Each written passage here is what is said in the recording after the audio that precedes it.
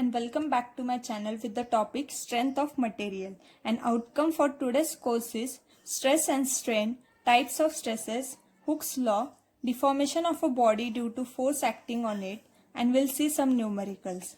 Now very first topic is stress.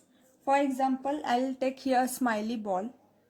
Now we know that every material is elastic in nature. Therefore, whenever some external force acts on it, it undergoes some deformation. Now if I apply force on it, this body gets deformed. Now this resistance per unit area to deformation is called as stress. Now we'll see the definition. Resistance per unit area to deformation is called as stress, that is force per unit area, and mathematically it is given by sigma is equal to P upon A, where P is force acting on the body and A is unit area.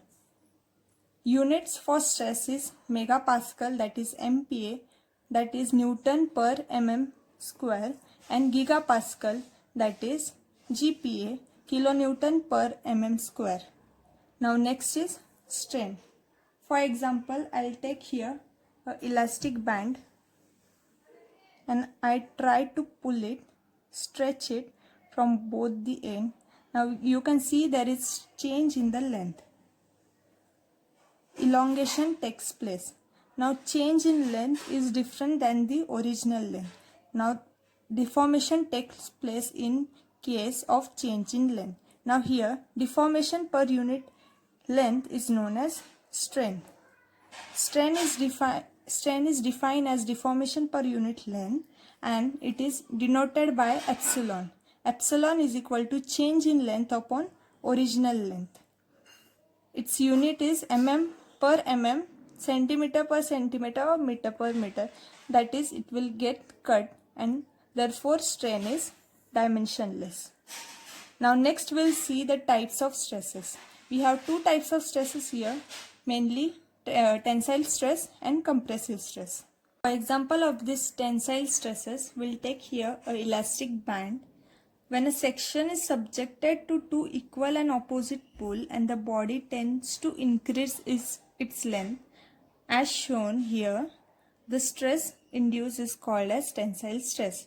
The corresponding strain is also called as tensile strain. Now as a result, you can see here there is cross section area of the body gets reduced and lengths get increased.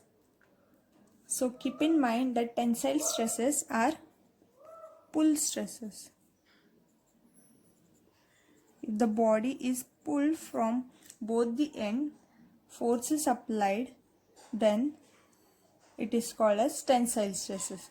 Now for compressive stresses, when a section is subjected to two equal and opposite pushes, means it pushes the body inward in this direction, the body tends to shorten its length and the cross section of the area get increased. Now this is called as compressive stress.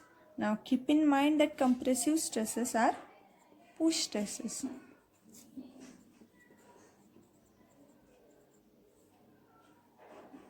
Now next here we'll see what is elastic limit.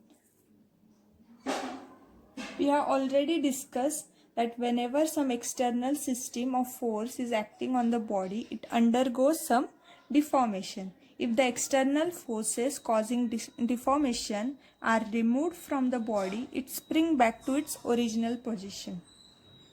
It has been found that for a given section there is a limiting value after which it goes for plastic deformation. Therefore, elastic limit is a limit where the body occupies its original position as before. Now we'll see what is Hooke's law. Now here a graph is plot stress versus strain and it shows that it is linear. That is, when stress is increased, strain gets increased too. When a material is loaded within an elastic limit, the stress is proportional to strain.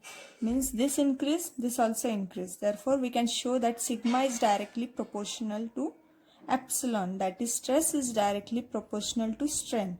And stress upon strain is given by a new constant, that is elastic of modulus, which is a constant.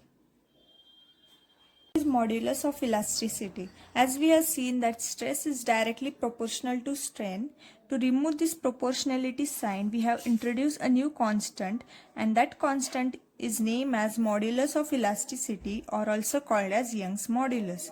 Now Young's modulus can be written as sigma upon epsilon, that is stress upon strain, and the unit for Young's modulus will remain same as that of stress, as strain is dimensionless. Now we'll see next, that is deformation of body due to force acting on it. Now we know that sigma is equal to P upon A, epsilon is equal to change in length upon original length. Now change in length can be written as epsilon into L, and we know that sigma is equal to E into epsilon. Now change in length can be written as sigma L upon E, and we know that sigma is equal to P upon A.